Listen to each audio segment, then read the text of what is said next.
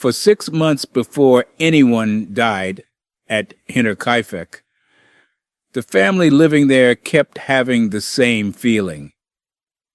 The feeling that they were not alone in their own house. Footsteps in the attic when everyone was downstairs. A newspaper from the city that nobody had bought left on the property. A set of house keys that simply went missing. And then days before the end, a line of fresh tracks in the snow leading out of the forest and straight up to the farm. Hinterkaifeck wasn't a town. It was one farmstead alone in the Bavarian countryside, about 70 kilometers north of Munich, pressed up against thick woods. The nearest neighbor was a walk away. A person could cross those fields without a single soul noticing. Remember that the isolation is half the horror. The people who lived there were the Grubers. Andreas, 63, ran the farm. His wife, Kazilia, was 72. Their widowed daughter, Victoria, 35, had 2 children, a 7-year-old girl, also named Cecilia, and a 2-year-old boy, Joseph. And on the last afternoon, a 6th person arrived, a new maid, Maria Baumgartner, 44, there to start work that very day. I'm going to be careful and honest with you about this family, because it matters, and it would be easy to sensationalize. The court records of the time show that Andreas and his daughter Victoria had been convicted in 1915 of an incestuous relationship, and there were darker allegations attached to little Joseph's parentage. I won't dwell on it. But you need to know it's there because this household was wrapped in secrets and shame long before anyone picked up a weapon. And those secrets may be the exact reason the case was never solved. Now, the haunting part, which is real and documented. The family's previous maid had quit months earlier, reportedly because she'd heard noises in the attic and believed the house was haunted. Was she fleeing a killer or her own nerves? We don't know. But she left. Then came the strange newspaper. Then the tracks in the snow leading toward a machine room door with a broken lock. That same night, the family heard footsteps overhead. Andreas searched the attic and found no one. Here I have to play it straight. The single most famous detail, that the footprints led to the house but none led away, is repeated everywhere, and is chilling, because it implies someone walked in and never left. But the careful accounts only firmly establish tracks leading to the farm. So treat the none leading back version as the legend it's become. I'd rather give you the unsettling truth than the better story. What needs no exaggeration is this: Andreas told people about all of it, the noises, the tracks, the keys, and he refused every offer of help, and he never reported any of it to the police. A man who believed someone was prowling his property kept it to himself.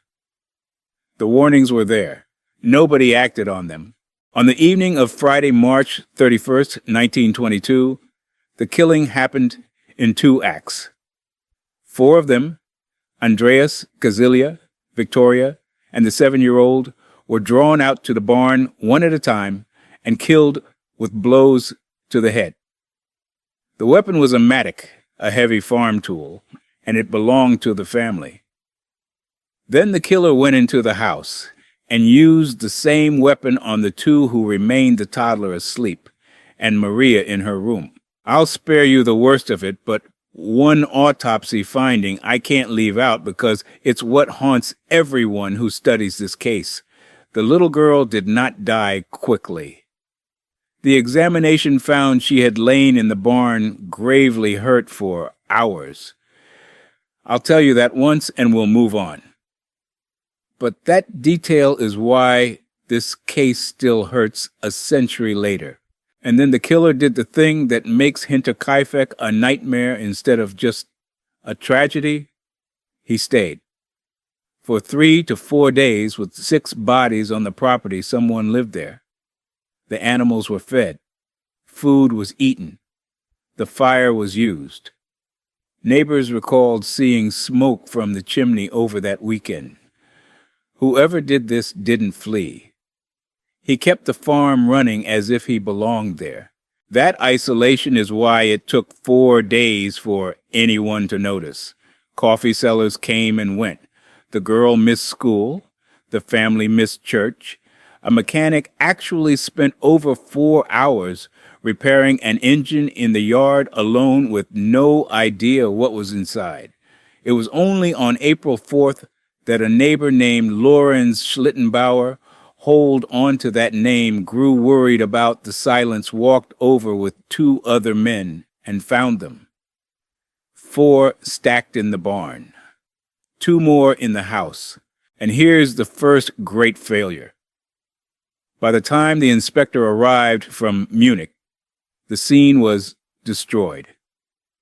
Curious neighbors had walked through, moved the bodies, handled evidence, some even cooked in that kitchen.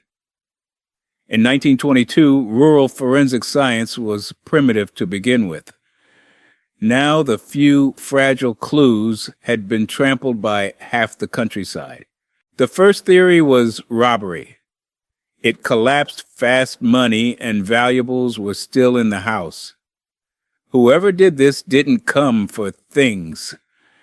And once you rule out the stranger after money, the suspect pool narrows to a far more uncomfortable place, people who knew them. Everything pointed inward. The killer used the family's own tool. He knew the farm well enough to live on it. He knew the routine well enough to lure 4 people out, 1 at a time. This was not a drifter. This was someone comfortable there, which brings us back to Schlittenbauer, the neighbor who found the bodies. And I'll be fair. The way I'd want someone to be fair about me, he was investigated, never charged, and nothing was ever proven. He is a suspect in a story, not a guilty man. But his name has never gone away, because he had been Victoria's lover. He had agreed to be the legal father of little Joseph. There were disputes over money, and that child tangled all through it. And his behavior at the scene struck people as strange. By several accounts, he moved through that horror with an unsettling familiarity. To his defenders, that's a hard man facing a nightmare. To everyone else, it's a man who already knew the floor plan of a massacre. I'm not telling you he did it.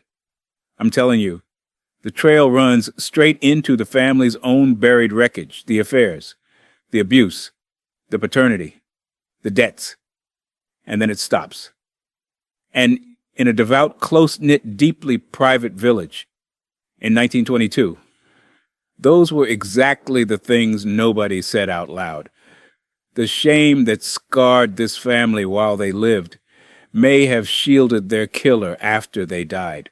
The case is blank because it was redacted by silence. Now you might think that's a problem of time and place, a remote farm, a primitive police force 100 years ago.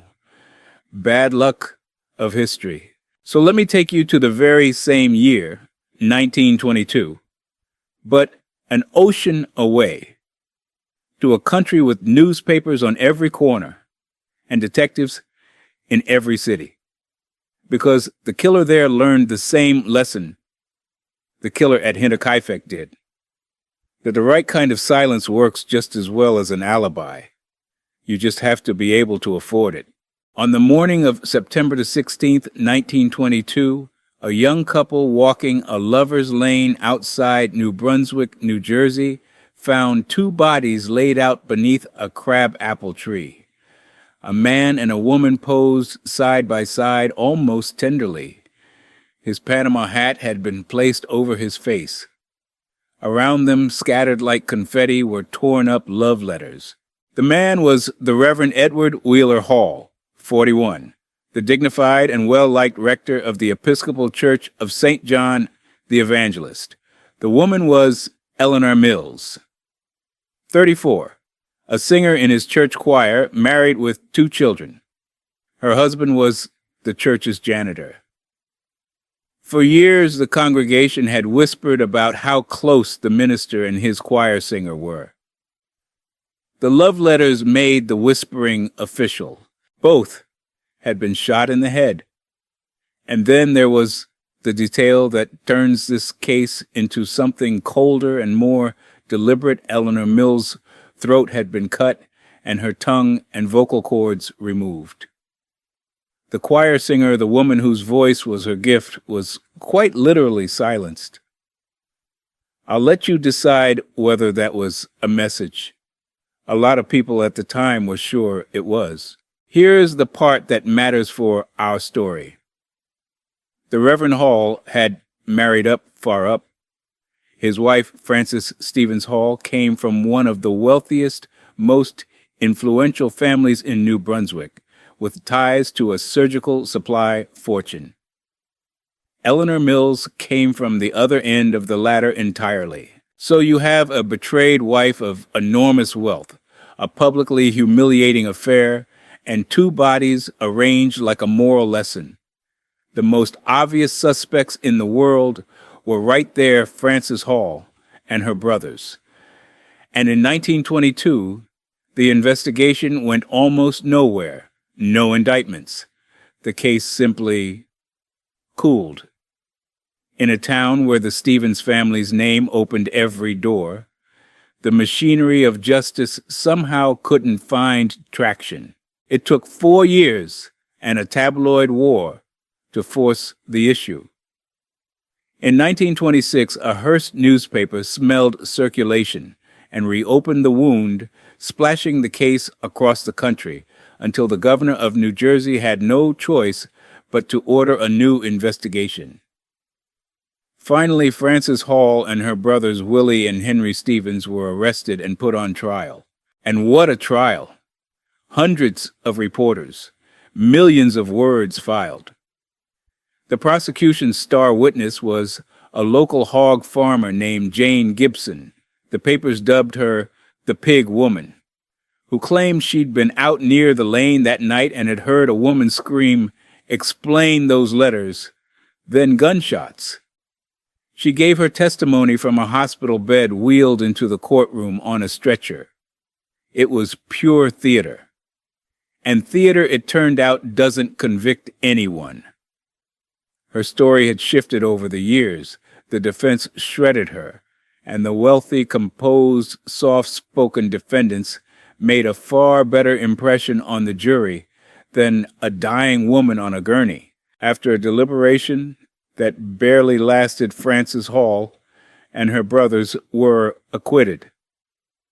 They then turned around and sued the newspaper.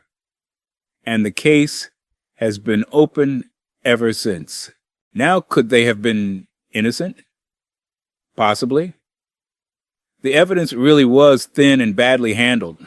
An obvious suspect is not the same as guilty. I'll give the devil's advocate his due. But notice what actually happened here, because it's the whole point. This wasn't a remote farm with no detectives. This was a national spectacle with unlimited attention. And it still failed, because the 4 critical years, when evidence was fresh and witnesses were sharp, were the years the case mysteriously couldn't move. By the time anyone tried in earnest, the trail was as cold as the one in that Bavarian barn. At Hinterkaifeck, silence came from shame in a village too small and too private to talk. Here it came from a family too wealthy and too connected to touch. Different mechanism. Same result. The likeliest killers were named, photographed, put on a stand in front of the entire country, and walked out the door. Money doesn't have to bribe a single juror. It just has to slow everything down until the truth can't be proven anymore. Hey, it's me, Quick break before the last one, because the third case is the one that stayed with me the longest, and I want to set it up right. If you're getting something out of this, the best thing you can do is subscribe and hit the bell. It genuinely helps these older, slower, less flashy cases get made. And if there's an unsolved case you think deserves this kind of look solved, or not, drop it in the comments. I read them. Okay, the last one. Sister Kathy Sesnick was 26 years old. She taught English and drama at a Catholic girls' high school in Baltimore, and by every account, she was the teacher you remember your whole life, warm, funny, fiercely on her students' side. On the evening of November 7th, 1969, she left the apartment she shared with another young nun and drove out to buy a gift, by most accounts, an engagement present for her sister. She never came home. Her car was found the next day parked carelessly near her apartment, as if abandoned in a hurry. And for nearly 2 months, no one knew where she was.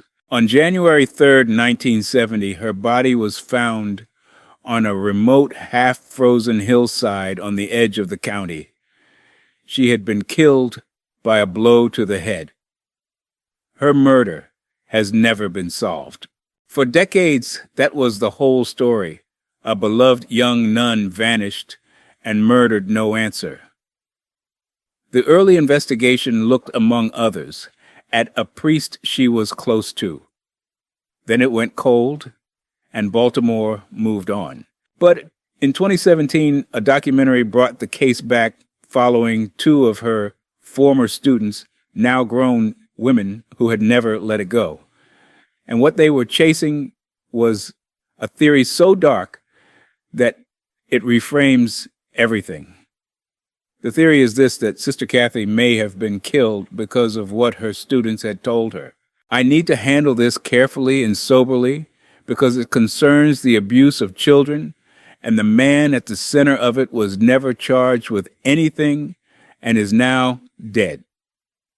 So, plainly and fairly, former students alleged that the school's chaplain and counselor, a priest, had sexually abused girls at the school over a period of years. The theory advanced by survivors and the documentary is that Sister Kathy had learned about this abuse, that she was the one adult who believed the girls and might act, and that she was killed to keep her quiet.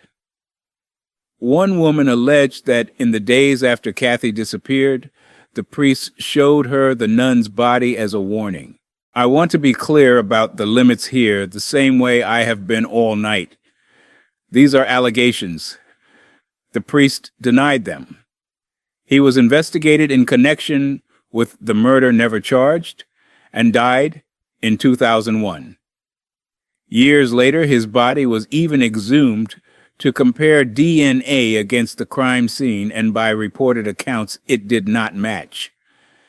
So, if you're looking for the clean ending where the obvious villain is proven to have done it, this case does not give it to you. It may not have been him at all.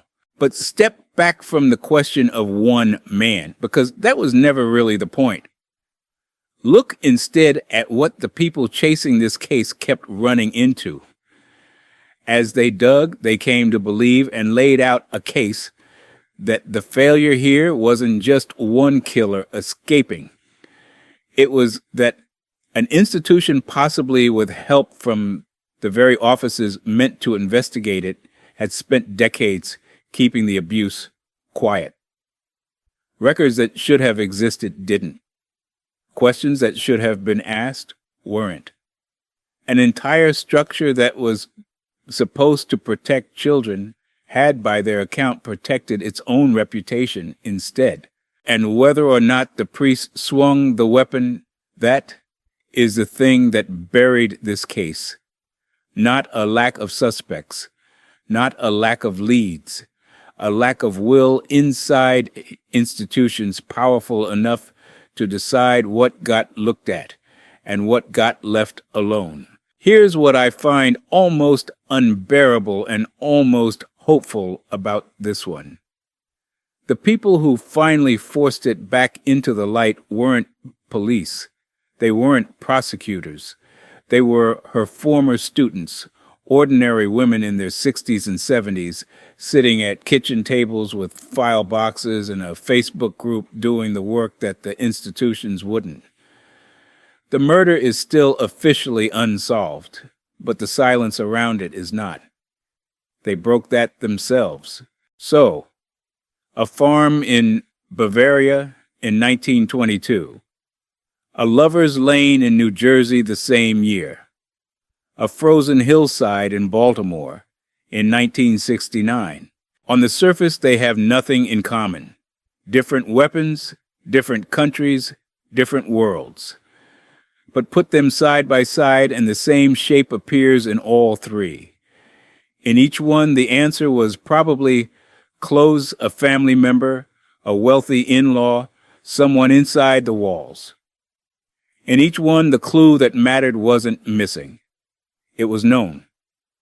And in each one, the case stayed open, not because the truth couldn't be found, but because the people who could speak it had a reason not to. Shame in a small village. Money in a powerful family. Reputation in a great institution. We like to think the truth wants to come out, that it claws its way to the surface.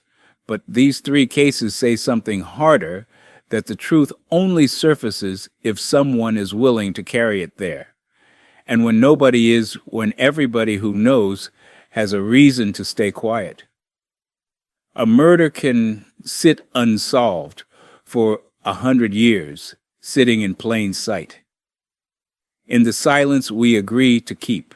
The Grubers and Maria Baumgartner, Edward Hall and Eleanor Mills, Sister Kathy Sesnick. None of them got an answer. The least we can do is refuse to look away. I'm Channel. Thanks for sitting with the hard ones. I'll see you on the next.